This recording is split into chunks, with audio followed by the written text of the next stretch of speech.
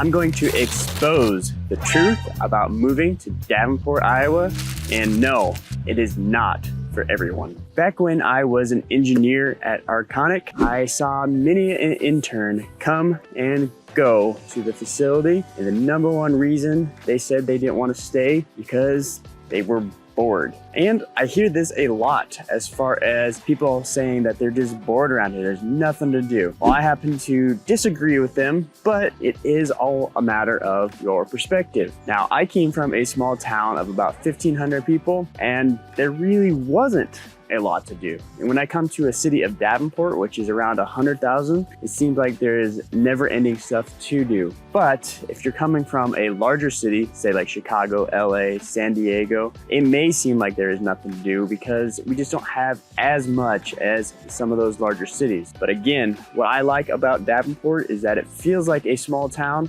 but has the benefits of having some of these events that go on. For example, during the summer, we have the Big 7 road race. We have the 4th of July Red, White, and Boom to go to, 4th of July parade, St. Patrick's Day. We have a whole gambit of different things that go on during the year that people can participate if they choose to. And there's also other sorts of things going on that the Adler Theater puts on.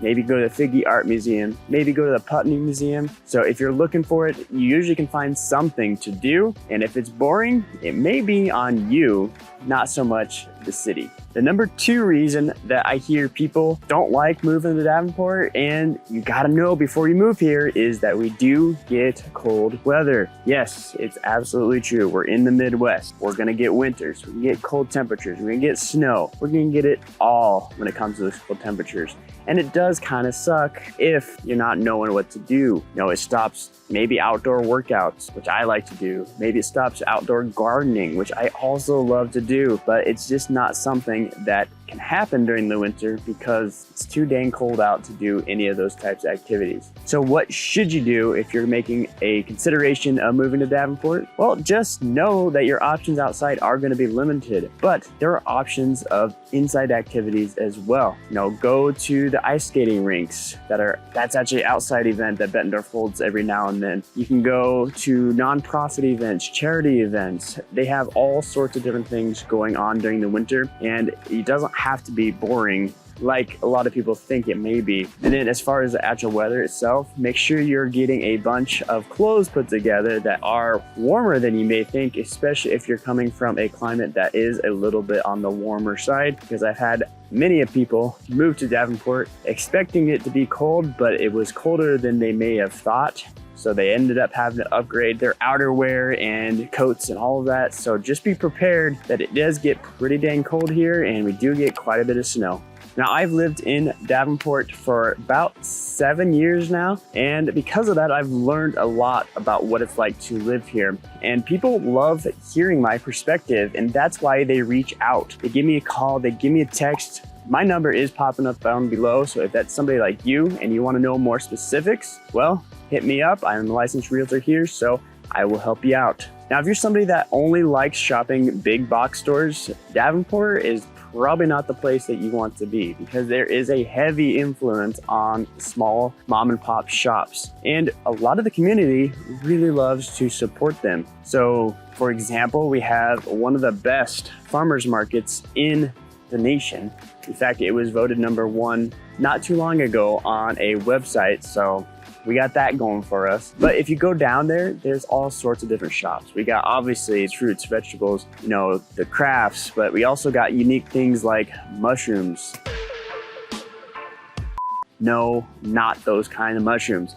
I'm talking shiitake, lion's mane, you know, oyster mushrooms, those sorts of things. So you have unique items like that. But not only at the farmers market, we have shops all over the Quad Cities and Davenport. The Village is a great example of that. They have a bunch of different boutiques down there, a bunch of cool little restaurants, all owned by local people. So if you're not all about local and you only like the big box stores, well, Davenport is probably not going to fit you culturally because that is the community culture, is shop local eat local, and just support the community as a whole. And number 3, right along the same lines as shopping local, if you're a pumpkin spice girl, you're gonna love Davenport, but if you're not gonna love it, because we do have agricultural tourism around here. So that includes things like pumpkin patches and apple orchards. If you don't go to at least 3 pumpkin patches in the fall time, what the heck are you even doing? Okay, I'm just joking, but it has to be at least 2, a pumpkin patch and an apple orchard. Otherwise, people might ask questions like, what the heck are you doing? If you're not ready to be a part of the ag tourism culture, it might not be the place for you. Now, I'm just joking as far as having to participate, but it's definitely a big deal as far as the culture around here to get out, enjoy the fall weather. I mean, look at this.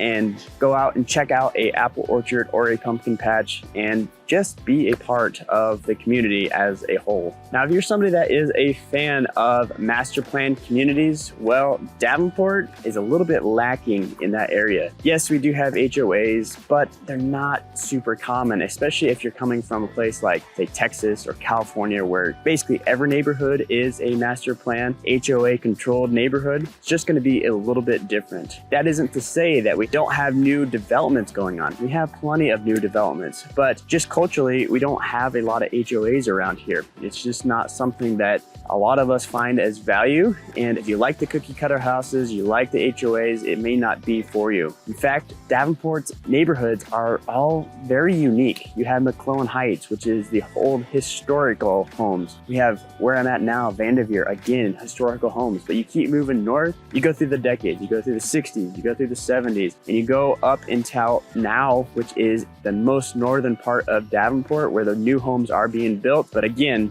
if you like the same house, everything very cookie cutter, it's maybe not be the place for you. We do have those areas, but they're not as prominent as some others in different states that maybe you're coming from. If you're moving to Davenport, be prepared to drive or fly just about anywhere you want to go when it comes to vacationing. Yes, we have a saying here in Iowa, my vacation is along I-80, and for the most part, it's kind of true. We hop on I-80, we go either east or west to get where we want to go. And in Davenport, it's really no different. But luckily for us here in Davenport, over the river in Moline, we have a small international airport, and we can get pretty much anywhere we want to go in the United States fairly quickly. I will say about that airport though, that it is a smaller airport, so most of the time you're gonna have connections, and the prices are a little bit on the higher end because of the amount of traffic that is there is a little bit lower, say, compared to a Chicago O'Hare. So yes, we have options, but be prepared to